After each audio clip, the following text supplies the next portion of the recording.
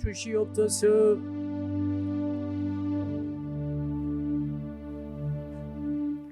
감사하신 주님, 이 밤에도 말씀을 통해 우리를 방문해 주심으로 우리가 정신을 차리게 하시고 우리의 마음이 주 안에서 정한 마음으로 새롭게 창조되게 하시며 주께서 주신 말씀의 진리를 우리가 새롭게 무장될 수 있도록 도와주실 줄 믿습니다. 이 시간에도 온라인 통해서 예배하는 주의 자녀들에게도 주님이 함께 하셔서 은혜 위에 은혜를 더하여 주시며 현장에 나와 계시는 주의 사모하는 주의 백성들을 기억해 주시고 하나님께서 친히 찾아가 주시고 말씀하여 주시옵소서. 예수 그리스도 이름으로 기도합니다. 아멘. 오늘 주시는 말씀을 찾아서 교독으로 봉독하겠습니다. 이사야서 44장 9절부터 20절의 말씀입니다. 구약 성경 가지신 분들은 1021쪽을 펴주시기 바랍니다. 이사야서 44장 9절로 20절을 읽을 때에 제가 먼저 9절의 말씀을 읽겠습니다. 우상을 만드는 자는 다 허망하도다. 그들이 원하는 것들은 무익한 것이거늘 그것들의 증인들은 보지도 못하며 알지도 못하니 그러므로 수치를 당하리라.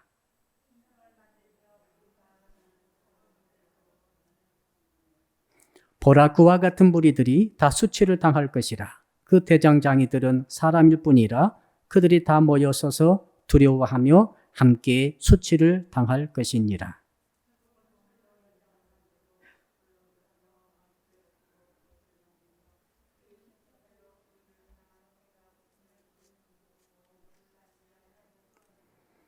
목공은 줄을 늘여 재고 붓으로 긋고 대표로 밀고 곡선자로 그어 사람의 아름다움을 따라 사람의 모양을 만들어 집에 두게 하며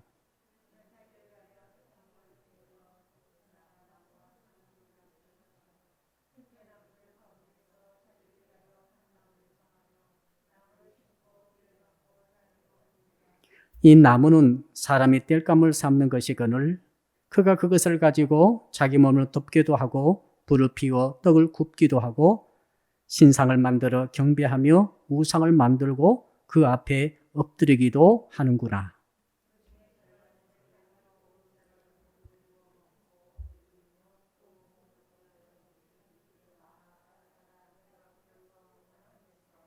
그 나머지로 신상 곧 자기의 우상을 만들고 그 앞에 엎드려 경배하며 그것에게 기도하여 이르기를 너는 나의 신이니 나를 구원하라 하는도다.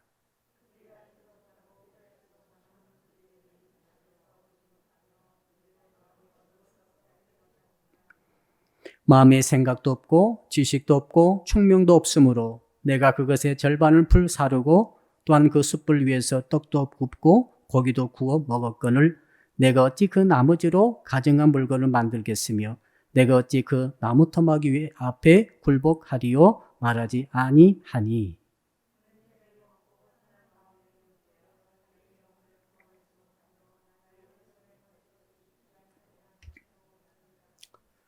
아멘. 오늘 주신 말씀의 제목 한번 같이 따라하겠습니다. 허망한 인생을 바꾸는 신앙을 가집시다. 우리 옆사람 인사합시다. 허망한 인생은 되지 맙시다. 허망한 인생은 되지 맙시다. 허망하다라는 뜻은 껍질이다라는 뜻입니다.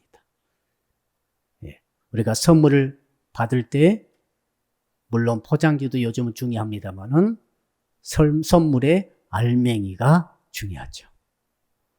그래서 어떤 사람은 선물 받았어요. 엄청 비싼 선물입니다. 보니까 뭐 억대가 넘는 것 같아요. 근데 껍질도 좋아요. 좋게 보여요. 여러분 껍질 좋게 보이죠? 포장지가. 1억짜리 선물인데 껍질도 엄청 좋게 보여요. 그래서 껍질을 소중히 여기고 다 간직하고 알맹이는 버려버렸어요. 그래서 쓰레기통에 버렸더니 그 쓰레기 봉투를 통해서 이제 쓰레기차 가지고 가버렸어요. 허망하죠. 그래서 연락해 봤더니 1억짜리라고 하는 거예요. 찾을 수가 없어요. 껍질은 집에 있어요. 껍질은 거의 모셔놨어요. 알맹이는 없어요. 허망하죠. 허망한 인생이 되면 안 되겠습니다. 어제 제가 바나나를 한 송이 샀습니다. 오랜만에 바나나를 먹어볼까. 그래서 바나나는 이렇게 다치면은 물렁물렁하니까 상하기 쉽잖아요. 그래서 다치지 않도록 좋게 조심스럽게 다뤄서 이제 마트에서 가지고 가서 이제 식탁에 놔뒀어요. 좀 이따 먹어야지. 그리고 진짜 이제 그 다음에 이제 바나나를 한 개 뜯어서 껍질을 까고 먹었습니다. 맛있게 먹었습니다. 뭐가 남았어요? 껍질이 남았습니다. 껍질 어떻게 합니까? 사정없이 쓰레기통에 버리는 거죠. 인정사정 볼 것도 없어요. 껍질 버리면서 안타까워할 필요 없어요. 알맹이를 우리는 벌써 달콤한 알맹이를 벌써 잘 먹었어요. 껍질은 버리는 거예요. 이게 뒤집힌 사람이 있어요. 껍질을 귀히 여기고 껍질을 잘 먹으면서 껍질을 보관하고 껍질을 마음속에 깊이 두면서도 알맹이는 버리는 거죠. 알맹이는 천히 여기는 거예요. 알맹이는 발로 밟아버리는 거예요. 이게 허망한 인생이죠. 오늘 주신 말씀 다시 한번 따라하겠습니다. 허망한 인생을 바꾸는 신앙을 가집시다. 그래서 누가 이런 허망한 인생을 살아갑니까? 어떤 어리석은 사람입니까? 라고 물어봤더니 오늘 본문을 통해서 하나님이 말씀하시기를 그것은 우상 숭배하는 인생이다 라고 말씀하시는 것입니다. 우상 숭배하는 일에 관계되며 우상을 만드는 일에 관계하며 우상 숭배를 직접 하는 일에 관계되는 모든 인생들은 바로 이처럼 허망한 인생이 된다라고 오늘 본문에서 말씀하고 있습니다. 그래서 저와 여러분은 오늘 말씀을 들으면서 어떻게 생각해야 되겠습니까? 혹시 나도 이 허망한 인생처럼 그 길을 걸어가고 있는 것은 아니지 스스로를 점검해야 할 줄로 믿습니다. 우리는 허망한 인생을 살 수는 절대로 없습니다. 왜요? 인생은 한 번밖에 없는 거예요. 너무너무 소중한 인생 아니겠습니까? 저는 그래서 오늘 말씀 듣는 모든 성도 여러분들이 허망한 인생에서 벗어날 수 있는 신앙으로 무장되시기를 주의 이름으로 축복합니다. 자, 그렇다면은 어떤 사람이 이렇게 허망한 인생인지 알기 위해서 이 우상숭배라고 하는 이 우상숭배가 무엇인지를 오늘 본문이 말씀하고 있는데 그것을 한번 찾아보도록 하겠습니다. 우리 다 같이 8절 한번 읽어봅시다. 9절 한번 읽어봅시다. 9절 첫 번째 절 시작. 우상을 만드는 자는 다 허망하도다. 그들이 원하는 것들은 무익한 것이거늘 그것들의 증인들은 보지도 못하며 알지도 못하니 그러므로 수치를 당하리라. 여러분, 우상 숭배의 그 자체가 주는 것은 첫 번째가 허망한 것이라 그랬어요. 예. 우상 숭배 우리는 절대 빠져서는 안 됩니다. 속아서는 안 됩니다. 왜 그런가 하면 그것은 허망한 것이기 때문에 그래요. 우상 숭배에 빠지게 되면 허망하게 됩니다. 왜 그런가? 왜 이렇게 인생을 버려버리게 되는가? 봤더니 오늘 큐티 하신 분 계시죠? 오늘 큐티 해보신 분들 지금 요한계시록 13장 우리가 보고 있습니다. 어제 큐티 하신 분들은 우상 숭배의 첫 번째 출발점을 보여주고 있더라고요. 자, 하늘에서 천사가 반란을 일으켰죠? 하나님을 대적해서 그래서 하나님께서 미가엘 천사가 통해서 그를 땅에 쫓아냈습니다. 땅에 떨어진 자가 누굽니까? 영이라고 그랬어요. 영. 사탄이죠. 마귀입니다. 마귀가 하늘에서 떨어졌습니다. 땅에 왔습니다. 땅에 인생들이 살고 있었지요. 이 마귀의 목적은 한 가지입니다. 하나님을 대적하는 거예요.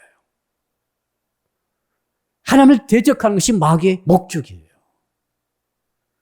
하나님께서 쫓아냈더니 땅에 와가지고 이제는 하나님을 대적하는 그 일을 하기 위해서 두 짐승을 부르죠. 짐승. 그래서 첫째는 바다에서 짐승이 올라옵니다. 그리고 바다에서 올라온 짐승은 어떤 것입니까? 그것은 세상의 권력을 갖고 있는 커다란 가장 대형 국가를 의미하죠.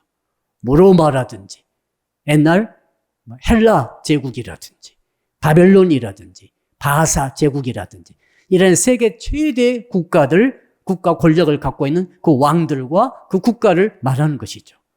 그 짐승들이 땅에서 바다에서 올라온 짐승들이 얼마나 성도들을 괴롭히고 핍박하고 죽였는지 모르겠습니다. 그것을 통해서 마귀가 짐승으로 부리면서 자기의 뜻, 곧 하나님을 대적하는 일을 시킨 것이죠. 그 다음에 땅에서 짐승을 또 부릅니다. 이것은 어떤 것을 뜻합니까? 이게 종교 영을 뜻하죠. 하나님을 믿는 신앙을 빗대서 속여서 가짜 하나님을 믿도록 하는 이런 종교의 세력을 갖고 있는 존재를 의미합니다. 그 짐승을 부르니까 이 땅에서 올라온 짐승이 바다에서 올라왔던 짐승의 형상을 만든다 이거죠. 이게 우상이 출발이죠. 우상의 출발점입니다. 최초 우상.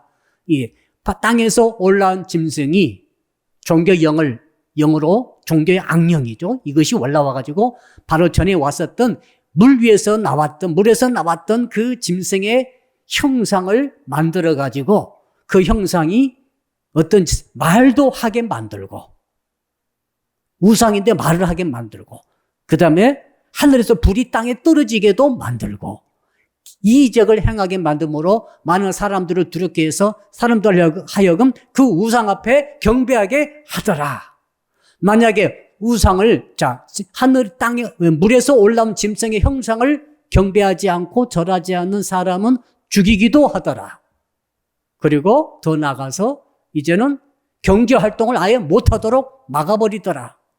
사람이 먹는 게 중요하고 살아가는 삶의 현장이 중요한데 그것을 못하게 막아버린다 이것입니다. 그러니까 사람들 두려워서라도 우상 앞에 절을 하게 되는데 이것이 우상 숭배의 출발점이라고 성경을 통해 우리에게 오늘 본문과 딱 맞게 말씀을 하셨더라고요. 한번 따라할까요? 우상은 짐승의 형상입니다. 형상, 만든 거예요. 신이 아니에요. 자기가 만든 거죠. 마귀가 만든 거죠. 그러므로 우상 숭배하는 자는 직통으로 어디로 갑니까? 마귀 입으로 들어가는 거예요. 망설임도 없이 마귀가 입 벌리고 있으면 마귀 입으로 들어가는 것이 우상 숭배자다 이거죠. 가장 근본적이면서도 가장 무서운 죄가 우상 숭배 죄이죠. 왜? 그 출발이 마귀지 않습니까? 그리고 짐승이지 않습니까?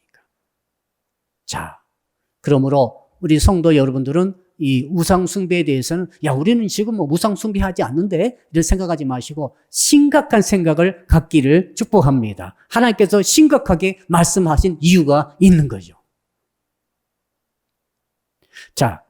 이 우상 숭배절의 특징이 이제 나오는데 허망하고 그 다음에 무익하게 되고 그 다음에 수치를 당하게 되리라. 여러분 11절도 한번 읽어볼까요? 11절. 시작. 보라, 그와 같은 무리들이 다 수치를 당할 것이라. 그 대장장이들은 사람일 뿐이라. 그들이 다 모여 서서 두려워하며 함께 수치를 당할 것이라. 수치라는 단어가 3번이나 나옵니다. 우상 숭배자들은 엄청나게 부끄러운 짓을 하는 것이고 나중에 수치 중에 수치를 당하리라. 사람이 수치를 당하면 사람은 살 수 없어요. 부끄러운 것이 이렇게 사람을 괴롭히는 거죠. 수치를 이기기 위해서 죽어버린 사람도 많아요. 이 수치라는 것은 하나님 앞에 이 존재 앞에 우리가 수치를 당하는 것은 우상 숭배자 그렇게 부끄러움을 당할 정도로 천시하는 것이죠.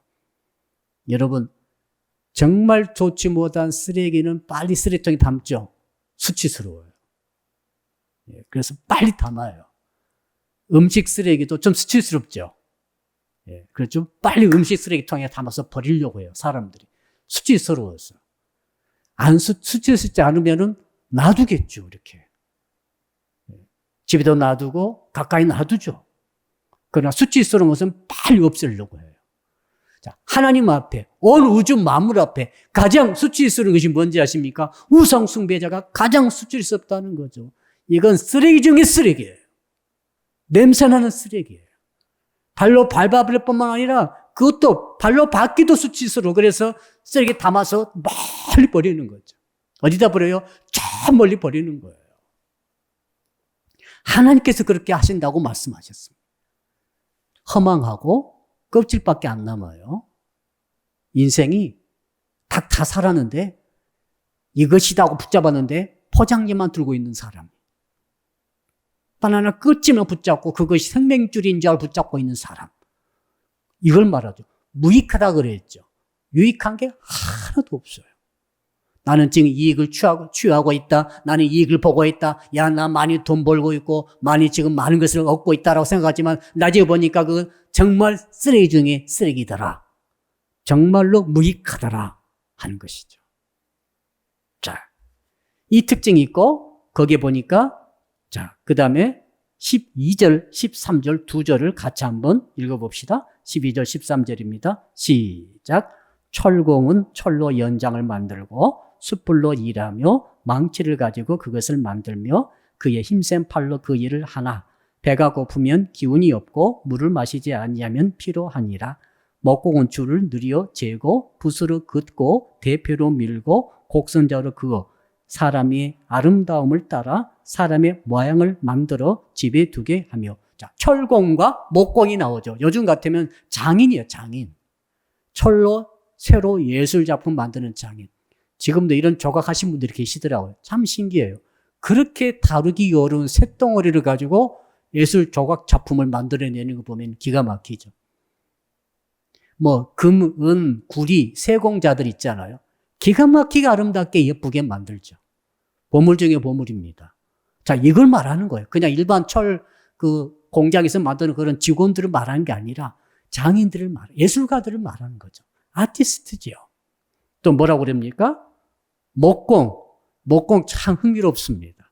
예, 나무를 가지고 작품 만드는 사람들 있지 않습니까? 가구도 만들 뿐만 아니라 참 깎아가지고 멋진 형상을 만들어내는 사람들을 말하고 있는 것이죠. 자, 옛날에는 지금과 달라서 지금은 훨씬 정교하고 기계가 또 문화가 발전해가지고 정말 훨씬 더 아름답고 귀한 것들을 기가 막히게 찍어내지만은 옛날에는 전부 사람이 손으로 만들었어요. 그래서 사람이 손으로 기가 막히게 만들어내면은 사람들이 볼 때 그것을 일반 사람들은 야, 저거 신비하다. 아, 저게 살아있는 것 같다. 아, 이런 신비함을 가졌던 것 같아요. 지금과 많이 달라요, 조금. 그래서 철공들이, 철의 장인들이 기가 막히게 그 딱딱한 금이나 은이나 돌이나 철로 이렇게 구리로 만들어내는 거 딱 보면은 뭐 작든 크든 간 딱 보게 되는 사람들이 그 앞에 깜빡 죽는 거죠. 야, 기가 막히구나. 또 나무로 아름다운 형상, 특별히 여기 보니까 사람의 형상 만든다고 그랬지 않습니까? 멋진 사람 형상을 기가 막히게 나무로 깎아가지고 딱 만들어내 놓으면은 사람들이 그 앞에 정말 기가 죽는 거죠. 그렇게 하고 있으면은 이제 여러 가지로 이 예술 작품, 특별히 이렇게 철이나 나무로 만든 형상이 신인지 아닌지를 구분해주는 사람이 있었다고 그래요. 분별관들이 있죠. 감찰관들이 딱 와가지고 이제는 어떤 사람 만들어놓은 그 쇳덩어리를 만든 작품을 딱 보면서 이건 신이다. 그때부터 신이 되는 거예요. 나무로 기가 막히게 만들었어. 그러면 이건 신이야. 그때부터 그 나무 토막이, 쇠토막이 신이 돼가지고 그때부터 사람들이 그 앞에 무릎을 꿇고 절을 했다는 거예요. 그 대표적인 사람이 누굽니까? 느부갓네살 아닙니까? 다니엘서에 나오죠. 자기 꿈에 봤던 형상을 그대로 만들지 않습니까? 머리끝부터 발끝까지 쫙 만들어 놓고 누구니 그 앞에 경배를 하라. 명령하지 않습니까? 여러분, 이 작게 만들어도 사람들이 기가 죽는데 엄청나게 크게 만들어 놓고 딱 나라 가운데에 세워놓고 절하라 하니까 모든 나라 국민이 그 앞에 절을 하는 거예요. 신이 되는 거죠. 자, 그러니까 사람들이 이런 모습 보고 주께서 오늘 말씀하신 거죠. 굉장히 자세하게 설명하고 있습니다. 12절, 13절, 14절, 15절, 16절까지 쫙 17절 전반절까지 뭘 소개합니까? 사람들이 그렇게 아주 기술자들이 만들어내온 그것들이 말이지 그건 생명이 아니다. 지들이 만들었다. 또 이렇게 말합니다. 그것을 만들 때 또 그 나무로 만들었는데 나무 이야기를 많이 하죠. 그 나무가 주로 세 가지 종류 나무가 있다면 백향목을 비롯해서 세 가지 나무로 단단한 나무로 그걸 만들었는데 그 나무를 가지고 처음에 어떻게 했습니까? 그 나무는 어디서 났습니까? 자기들이 심었다는 거예요. 자기들이 심었고 비도 맞추면서 이것이 나무가 자라나게 해가지고 그 나무가 다 자라는 것을 이제 베어다가 이제 땔감으로 쓴다는 거죠. 땔감으로 쓰면서 떡을 구울 때도 쓰고 고기를 구울 때도 쓰고 그때도 고기 구워 먹을 때는 숯불구이를 했던 것 같아요. 갑자기 숯불구이가 땡기죠, 지금. 예. 참 식당에서 먹어본 지 오래된 것 같아요. 예, 식당 간 지가 오래돼가지고. 자, 여러분, 그러니까 숯불고기도 먹고 떡도 구워서 이렇게 먹으면서 그 나무죠. 그 나무인데 그 나무 절반을 가지고 그렇게 고기 구워 먹고 음식해 먹고 그 다음에 집안의 난방. 여러분, 이 팔레스타인 지방은 나무가 안 자랄 것 같지만 그렇지 않습니다. 특히 지중해 변을 통해서 그런 유혹은 나무 자라게 가장 좋은 날씨라고 그래요. 그 레바논 같은 데는 아름드리 나무들이 엄청 숲을 이루고 있죠. 자, 그러니까 이 엄청 나무들을 참 의도적으로 키워서 그걸 가져와서 땔감으로 떼는데 또 혹시 이제 눈이 올 때도 있지 않습니까? 눈이 올 때는 날이 추우니까 나무로 불을 떼고 배고프니까 음식 해 먹고 그런 나무 그 나머지를 가지고 깎아가지고 신상을 만든 것이다라고 성경에 이런 것을 다 기록해 놓고 계세요. 얼마나 사람들이 거기에 신상에 빠져버렸으면. 우리는 금방 이해하겠죠? 나무로 깎아갖고 만들었구나. 근데 그 사람들은 신비함을 부여하는 것이 문제가 되는 거죠. 여러분, 신비하게 보면 안 돼요. 하늘의 별을 바라보면서 이게 신비하다 보면 별의 신에 빠지는 거죠. 하나님이 창조하셨구나 이렇게 보면은 거기 안 빠져요. 아멘. 아무리 우주가 아름답고 광활하고 정말 요즘에는 그 우주 전체 사진을 전부 찍었더라고요. 보니까 기가 막힌 그 성운들이 별의 구름들이 이렇게 찍힌 거 보니까 이거 확대해서 보면 정말 아름답구나 이렇게 생각하게 되는데 그 아름다운 것에 빠져가지고 이게 신비다, 이게 신이다 가면 안 되는 거예요. 모든 피조물은 하나님이 지으신 줄로 믿습니다. 신이 아니죠. 근데 옛날 사람들은 신이라고 그러면 신에 빠지게 되는 거죠, 이제. 그 절을 하면서 어떻게 합니까? 자기 목숨을 거는 거예요. 자기 행복을 그 신에게 비는 거죠. 나무 토막에게. 근데 그 나무로 만든 신상이 뭐냐? 다 음식 해 먹고 땔감 써먹고 나머지 찌끄레기 가지고 그 장인이 깎아 만든 그것이 다 나무 토막이야. 나무 토막인데 너희들은 어째서 그 나무 토막에 절을 하면서 경배하면서 그 나무 토막에게 행복을 빌고 생사화복을 그 나무 토막이 주는 것으로 알고 경배하고 기도하고 있느냐라고 지금 주님이 말씀하지 않습니까? 우리 여러분 17절 한번 읽어봅시다. 17절 시작. 그 나머지로 신상 곧 자기의 우상을 만들고 그 앞에 엎드려 경배하며 그것에게 기도하여 이르기를 너는 나의 신이니 나를 구원하라 하는도다. 이게 이제 우상 숭배에 빠져버린 거죠. 그래서 우리 하나님께서 이렇게 되면은 허망한 인생이 된다는 거예요. 껍질만 남는 인생이 된다는 거죠. 나중에 보아라. 너희 진짜 중요한 것은 전부 다 쓰레기처럼 버려버리고 진짜 쓰레기들을 다 갖고 있다가 인생 종친다는 거예요, 지금. 무익한 인생이 되어버린다는 거죠. 수치 중에 수치스러운 인생이 된다는 거죠. 그러면서 이제 18절부터는 뭐라고 말씀하시는가 하면은 이제 이렇게 어리석은 우상숭배에 빠져버린 원인을 좀 더 깊이 있게 말씀해 주십니다. 이게 오늘 주시는 핵심의 귀절이죠.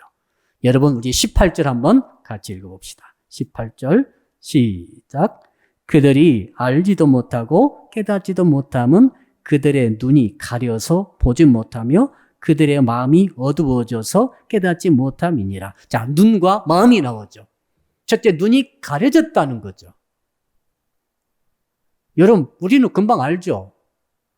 나무 토막 깎아놨는데 돌로 깎아놨는데 그것이 신이라고 여기고 절을 하고 근데 여러분, 우리 조상들이 옛날에 다 그렇게 했어요. 제가 지금 아까 설교 준비하면서 어릴 적 생각을 해봤어요. 제가 어릴 적에 큰 댁에 가게 되면 제사를 드렸었어요. 그때 보니까 증조 할아버지, 증조 할머니, 고조 할아버지, 고조 할머니에게 모든 뭐 할아버지, 아버지 이렇게 쭉 서가지고 절을 했던 기억이 나더라고요, 세상에. 그때 아마 막 7살 때, 막 이럴 때 했던 것 같아요. 그 후로는 제사를 안 드린 것 같은데, 제사들이도 가지 않았는데, 그 전에는 갔었던 것 같아요. 거기 보면은, 제사 때 보면은 위패가 있어요. 아시죠? 거기에 위패가 뭐가 쓰여 있는가 하면, 이름과 돌아가신 분의 돌아가신 날짜가 쓰여 있어요. 그 위패는 밤나무로 만들어요. 밤나무는 단단한 나무라고 그럽니다.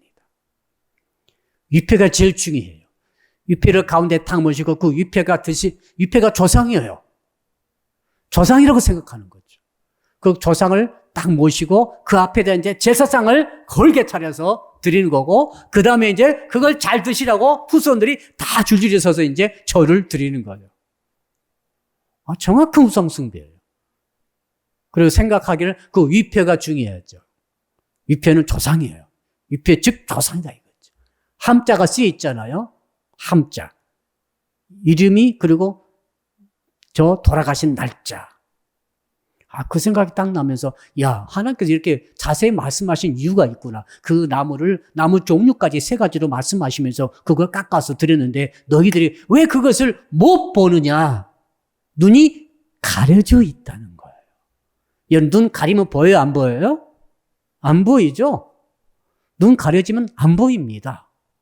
근데 그 많은 이스라엘 사람들이 지금 우상 숭배하다가 유대 왕국 사람들이 지금 바벨론에 잡혀와 있는 것을 상징하고 지금 하신 말씀이죠. 40장부터 55장까지는 바벨론의 포로로 잡혀가 있는 그 상태를 상징해 두고 이 예언의 말씀을 주시는 거죠. 너희들이 왜 바벨론에 잡혀왔느냐? 뭐라고요? 너희들이 눈이 가려져 있기 때문이다. 그럼 눈이 가려져서 어떻게 했습니까? 우상을 숭배했다.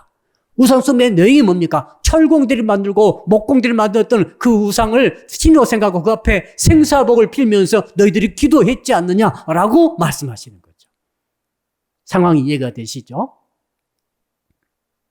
자, 그러면서 이 눈이 가려서 보지 못하면 이 뜻은 무슨 뜻인가 하면은 세멘트로 회벽을 발라버리듯이. 자, 우리 벽을 보면은 벽돌이 있지만은 벽 밖에 이제 세멘트를 한번 발라요. 바로 그 위에다가 또 회벽을 발랐죠. 하얗게 벽을 또 칠해요. 그럼 보여요? 안 보여요? 벽돌이 전혀 안 보여요. 지금 눈이 가렸다 이 뜻은 그런 뜻이에요. 똑같은 단어예요. 눈 앞에다가 세멘트로 바른 다음에 회벽을 칠해버렸다. 뭐가 보이겠어요? 깜깜해서 아무것도 보이지 않는 상태. 팩트로 봐야 되거든요. 그렇죠? 하나님이 별을 만드셨는데 별을 믿으면 안 되죠. 그렇죠? 하나님을 믿어야죠.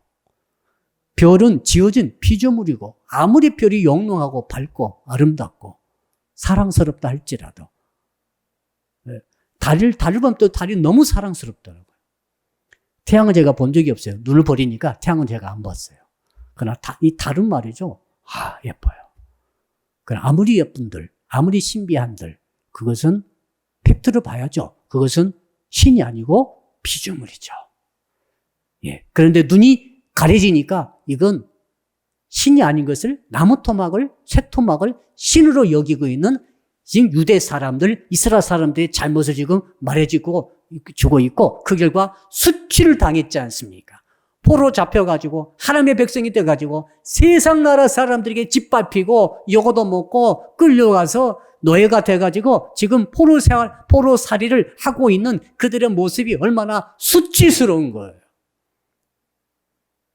정말 우리가 제일 괴로운 거 그것 같아요. 예수 믿는 사람들이 예수 믿지 않는 사람들에게 수치당하는 것은 정말 우리가 싫어요. 싫더라고요. 여러분 그렇죠? 우리끼리야 조금 창피하면 어떻습니까? 같은 식구인데. 근데 불신자가 그것도 예수를 믿는 사람을 막 욕하고 정말 불신자 앞에서 무실로는 막 내세우면서 가는 그런 사람에게 우리가 흠을 잡혀가지고 우리가 잘못해가지고 죄를 지어가지고 공부하다가 꼴등해가지고 미안합니다. 또 이런 말 해가지고 꼴등하신 분들도 있어요. 아무튼 그러니까 공부를 하든 뭐 예술을 하든 물건 만들어내든 사업을 하든 우리는 좀 잘하고 봐야 할 줄로 믿습니다. 한번 따라합시다. 지금 좀 잘하게 해주세요.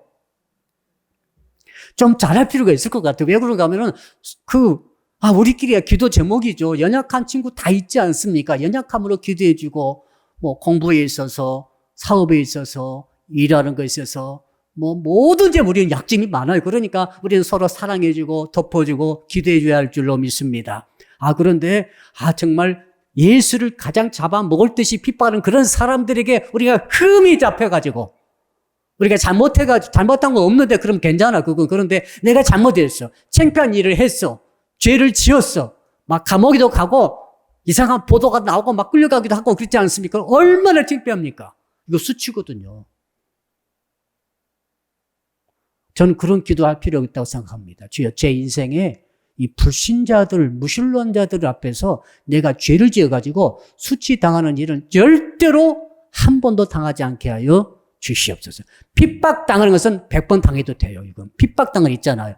이유 없이 그러나 내가 잘못해가지고 죄를 지어가지고 정말 세상에서도 손가락지 않은 죄를 지어가지고 끌려가고 들락날락 한다면 이거 정말 수치스러운 거 아닙니까? 지금 유다 백성들이 수치 중에 수치를 당해 죄를 지어가지고 무슨 죄? 우상숭배 죄를 지어가지고 왜? 눈이 딱 가려져가지고 회가 딱 칠해져가지고 셋토막을 나무토막에게 하나님인 것처럼 절하고 경배를 했더라. 이것이 지금 말씀하고 있는 것이죠. 그 다음에 마음이 어두워졌다고 그랬죠? 한번 따라합시다. 마음이 어두워져 깨닫지 못함이니라. 자, 눈은 안 보이면은 뭐가 있는가 모르기 때문에 마음이 텅 비게 돼요. 눈에 뭐가 진실이 들어와야 마음이 채워지는데 눈이 회가 칠해져 가지고 아무것도 가려져서 보이지 아니하므로 마음이 텅 비게 되는 거죠. 그래서 보니까 깨달음을 갖지 못하는 거죠. 깨달아야 되거든요. 깨달음이 마음에서 일어나는 현상이죠. 그래서 우리가 어제 제가 9시 기도문에 정직한 영을 새롭게 주시옵소서. 정한 마음을 좀 창조해 주세요. 내 마음에 정한 마음이 없더라고요. 그 시편 딱 읽는데 내 마음에 정한 마음이 하나도 없어요. 정직한 영이 없어요. 그러므로 하나님께 간절히 다윗이 기도했듯이 제발 제 마음에 정직한 영을 새롭게 하시고 정한 마음을 창조하여 주시옵소서. 정한 마음이 창조되고 정직한 영이 새롭게 되어야만이 어떤 일이 일어납니까? 깨달음이 일어나는 거죠. 여러분 지금 하나님을 깨달으신 거죠? 그시지 않습니까? 하나님 깨달으셨죠? 하나님 계시다고 어떻게 아셨어요? 깨달으신 거예요. 근데 지금 지가 높으신 분들, 박사학위 몇 개 가지신 분들, 세상 최고의 엘리트들, 권력자들, 돈 많은 부자들 중에 하나님이 계시다고 깨닫지 못한 자들이 너무너무 많다는 사실이죠. 근데 여러분들은 깨달은 거예요. 하나님을 평생 떠나지 않으시겠습니까? 그러셨다면 큰 소리를 아멘 해주세요. 왜요? 하나님을 깨달은 거예요. 어떻게? 마음으로 깨달았죠. 마음으로. 근데 그때 당시에 유대 사람들 또 이스라엘 사람들이 이 마음으로 깨달음이 없었다는 거죠. 그러면 끝장이에요. 아무리 말씀 들어도 증거 보아도 기적을 보아도 깨닫지 못하면 하나님이 믿어지지 않아요. 믿을 수 없어요. 여러분이 그러면 여러분이 왜 은혜 받은 사람인 줄 여러분 스스로 깨달아야 되는가 하면은 여러분이 하나님을 아버지로 예수님을 구주로 성령을 마음의 주님으로 모시고 있기 때문에 이것을 이렇게 생각하고 계시죠? 믿고 계시죠? 이것 자체가 지금 여러분들은 깨달았다는 증거예요. 하나님께 감사하시길 축복합니다. 그 어떤 깨달음보다 가장 귀한 깨달음은 하나님을 마음으로 깨닫는 거죠. 신이 있는 거죠. 근데 없다고 믿는 사람이 너무 많아요. 아무리 창조세계 설명해도 하나님이 없다고 믿는 사람이 너무 많다고요. 이유가 뭐예요? 지식이 부족해서가 아닙니다. 깨달음이 없어서 그렇죠. 이스라엘 백성들이 하나님 믿는다고 하면서도 그렇게 많은 경험과 엄청난 기적을 전부 체험했고 광야, 홍해 다 경험했던 그 사람들이 어떻게 해서 이렇게 돼버렸냐. 마음의 회가 딱 발라지니까 마음이 텅 비어서 나중에는 깨달음을 얻지 못함으로 하나님 대신 저 새토막을, 나무토막을 하나님이라고 섬기고 있더라. 그래서 하나님께서 너희들을 수치스럽게 하려고 바벨론으로 보내버렸다. 이런 이야기가 들어있는 거죠. 19절 한번 읽어볼까요? 19절 시작. 마음에 생각도 없고 지식도 없고 총명도 없으므로 내가 그것의 절반을 불사르고 또한 그 숯불 위에서 떡도 굽고 고기도 구워 먹었거늘 내가 어찌 그 나머지로 가증한 물건을 만들겠으며 내가 어찌 그 나무 통합하게 굴복하리요 말하지 아니 이렇게 안 했다는 거예요. 그러니까 무슨 말입니까? 나무통 앞에 절했다는 거죠. 다 밥에 먹고 또 구워 먹고 고기 구워 먹고 나머지 자꾸석에 처박혔던 나무를 갖다가 이제 심심해서 그랬는지 어떤지 그때부터 이제 신상을 조각해 놓으니까 이게 신이다 해서 지가 만들어 놓고 지가 거기에 감동받아 가지고 이것을 신이라, 이것을 기가 막히는 예술 작품이라 그랬으면 괜찮아요. 그렇죠? 근데 하나님이라 그래버렸단 말이죠. 그래서 너희들이 그걸 아는 것 같았는데 뭘 이렇게 해버렸구나. 이런 책망의 말씀이죠.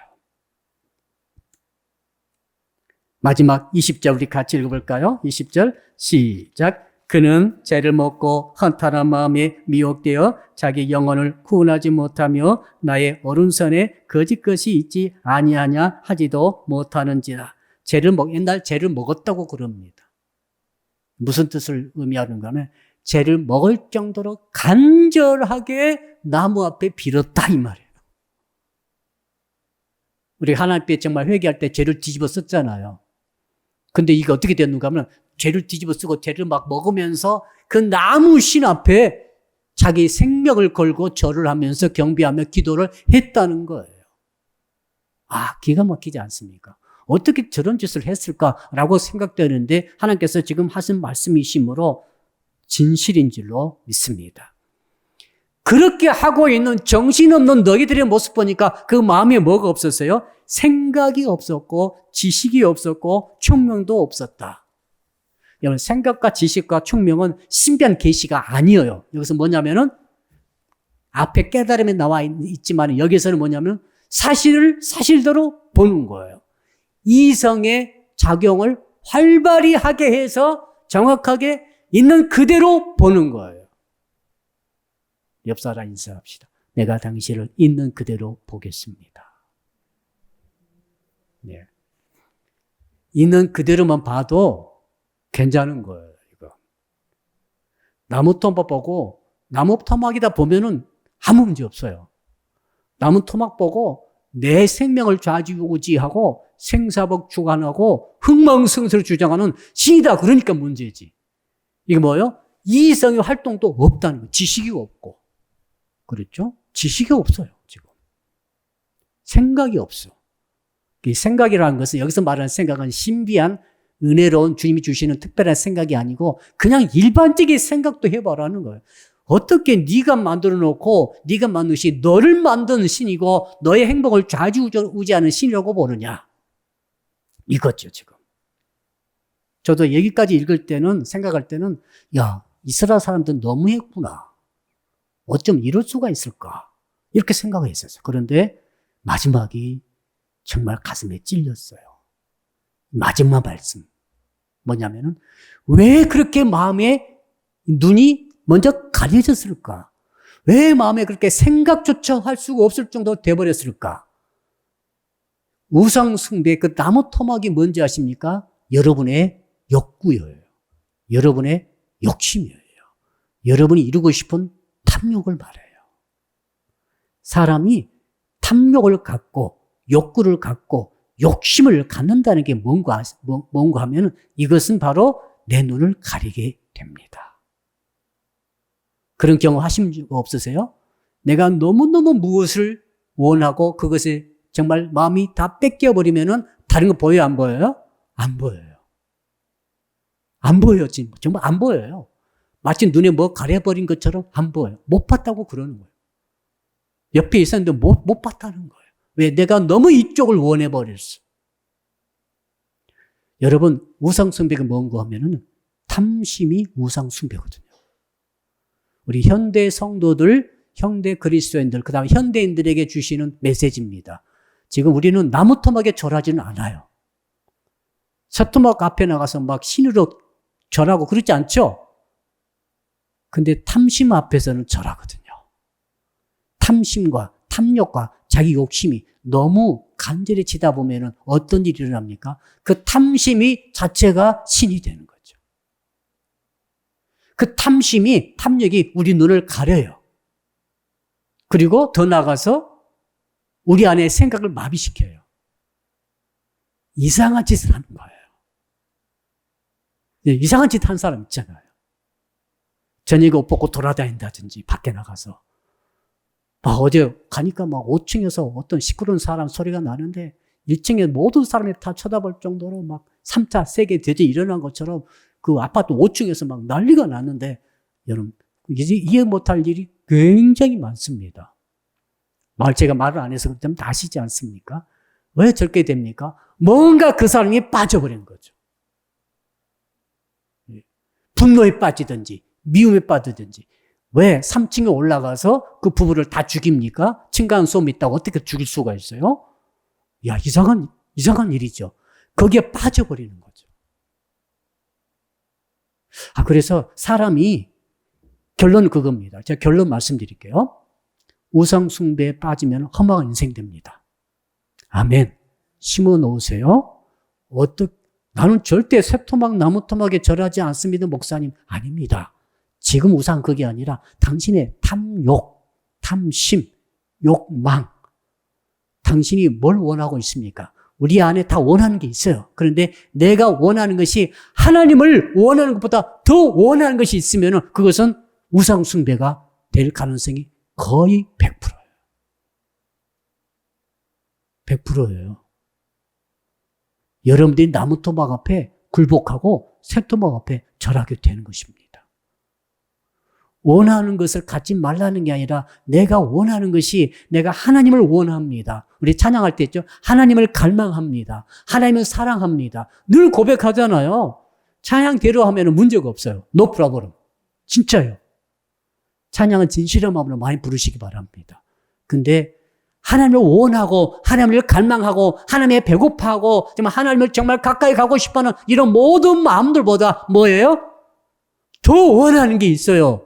더 추구하는 게 있어요. 더 사랑하는 게 있어요.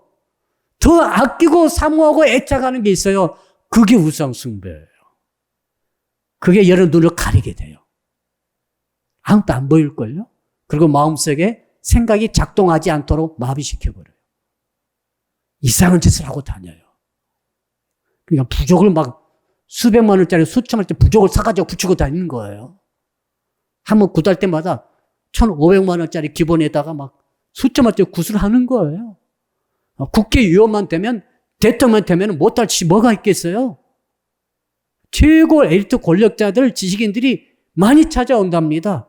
선거철만 되면 찾아오고 무슨 중대한 일이 있으면은 해답이 없는 것 같으면 몽땅 찾아와서 거금 내고 주술 한다는 거예요. 정말 하나님만 제일로 사랑하시고 원하시기를, 추구하시기를 축복합니다. 하나님의 갈망으로 가득 차기를 축복합니다. 그러면 다른 것도 나죠. 우상이 될래야 될 수가 없어요. 그러나 하나님은 이만큼 원하는데 이것은 이렇게 원해요. 100% 우상숭배가 됩니다. 이건 사람도 마찬가지예요. 하나님 이만큼 의지하는데 남편을 이만큼 의지해. 한번 생각해 보세요. 우상숭배지 그게. 남편이 그 사람의 생사하고 주관합니까? 하나님의 생사하고 주관합니까? 아니요, 여러분 그것만 대답해 보세요. 하나님이 여러분의 생사하고 주관하시니까 남편이 돈 벌어다 줘서 잘 살고 있습니다. 이러면 할 말이 없는 것 같지만 하나님께서 모든 것을 하도록 해 주시는 거예요. 아멘. 그리함으로 우상숭배, 탐욕이라고 하는 우상숭배 통로에 빠지지 않기를, 함정에 빠지지 않기를 주 이름으로 축복합니다. 자, 우리 주님 말씀 붙들고 우리 한 1분만 통성으로 한번 같이 기도합니다. 주여, 아버지 하나님, 우상 숭배의 이 허점을 주께서 오늘 말씀해 주시니 참으로 감사합니다. 이사야 44장 9절로 20절의 말씀을 통하여서 오늘 주께서 말씀을 주셨사오니 주님 오늘 말씀대로 우리가 절대로 어리석은 자가 되지 않게 하여 주시옵소서. 나무통의 토막에게 굴복하지 않게 하여 주시옵소서. 새 토막을 신으로 모시고 거기에 생사화복을 맡긴 마음 다 의지하면서 생명 걸고 기도하고 복을 구하는 자가 되지 않게 하여 주시옵소서. 너희들의 마음에 눈이 어두워졌으며 눈이 가려졌다고 말씀했사오니 아버지 하나님 우리의 마음의 생각이 정성으로 작동하게 하여 주옵소서. 총명이 있게 하여 주시고 지식이 있게 하여 주시고 생각하고 마음의 생각이 작동되게 하여 주시옵소서.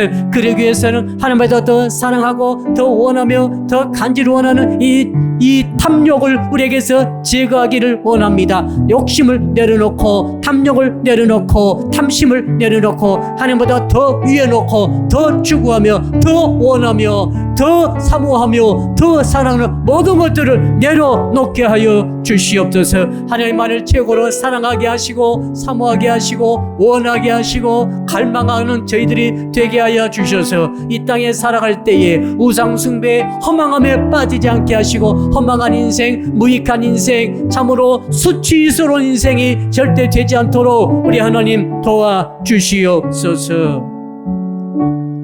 한 번만 더 기도합니다. 이번 주일은 10월 두 번째 주일이 되겠습니다.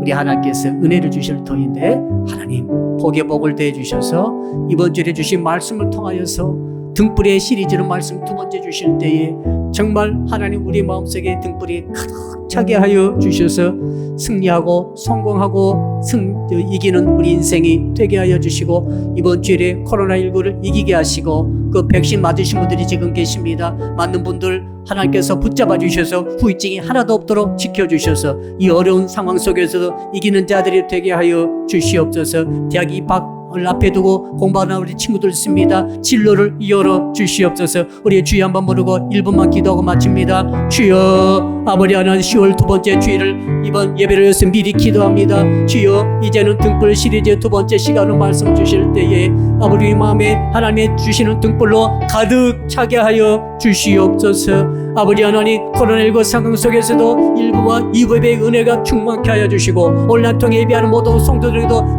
동일한 은혜를 허락해 주시며 특별히 이제는 코로나19 상황 속에서도 백신 맞는 후유증도 없이 승리하는 우리 성도들이 되게 하여 주시옵소서. 격리된 가정도 있사오니 주께서 긍휼히 여겨주시고 은혜를 베풀어 주시옵소서. 아버지 하나님 또한 백신을 맞고 계시는 우리 청년들과 우리 성도님들이 계시오니 안전케 하여 주시옵소서. 아버지 그래서 이 험한 세상에서 주님을 은혜를 더불어 승리하도록 도와주실 줄로 믿습니다. 감사할 때 예수 그리스도 이름으로 기도드려나이다. 아멘. 주기도문으로 예배를 마치겠습니다.